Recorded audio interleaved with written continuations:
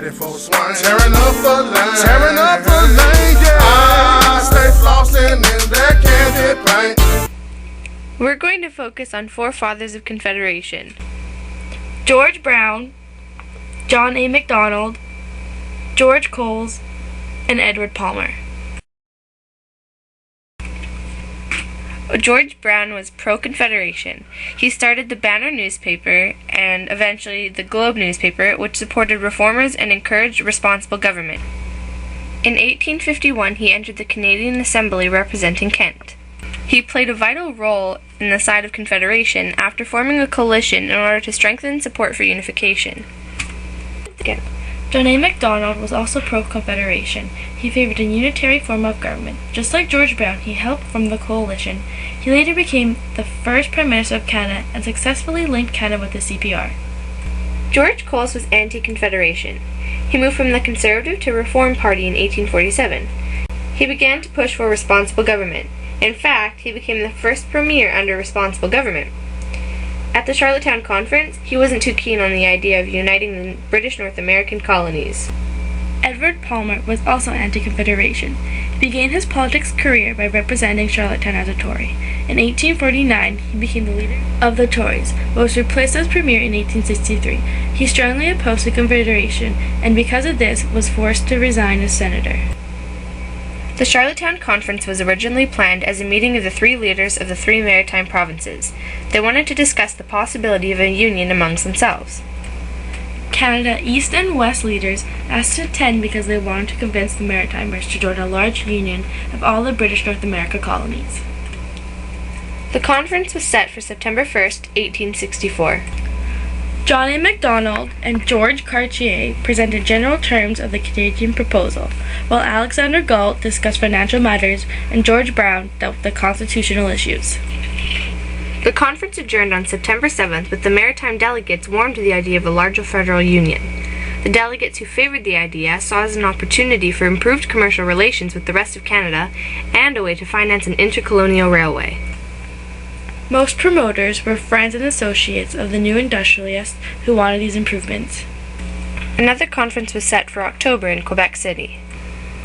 On October 10, 1864, delegates from the Canada and the Maritimes met again to discuss the ideas raised at the Charlottetown Conference this month before.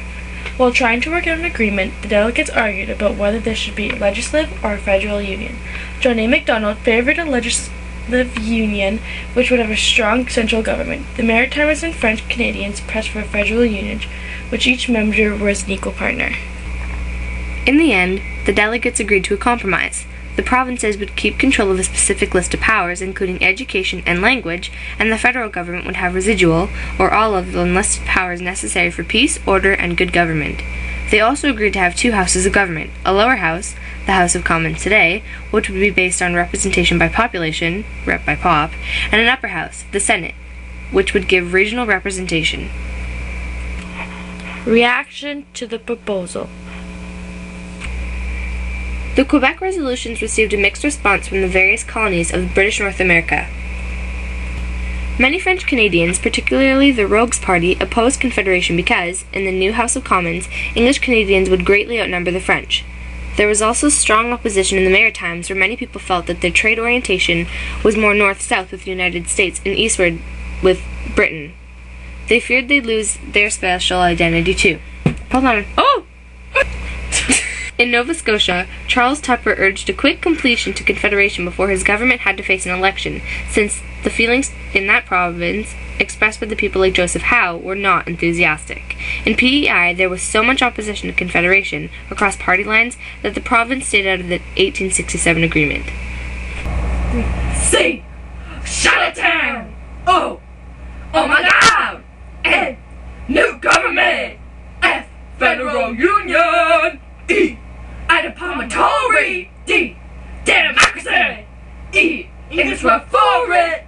R! Rep by pop! A! And Y! State Street! T! Transportation Railway! I! Industrialist want it! O! Outnumbered by the English! Poor Frenches! N! New beginning! Good enough for now. Mike Jones.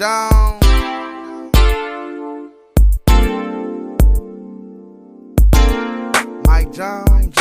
I stay flossing in that candy paint, glowing dank, sipping drink on 84 Swain, tearing up a lane, yeah. I stay flossing in that candy paint, glowing dank, sipping drink on 84 Swain, tearing up a lane, yeah. Lil' daddy, you can tell I'm ballin' from the way I'm flossin'. 84s, I'm crawlin', screens fallin' as I slide up and down your block with a chain full of rocks and Princess Cuts in my watch. Mike Jones, high down, a lot of people callin', but back then they left Mike Jones crawlin'. I'm rising, they fallin', cause I stayed up on my grind, didn't have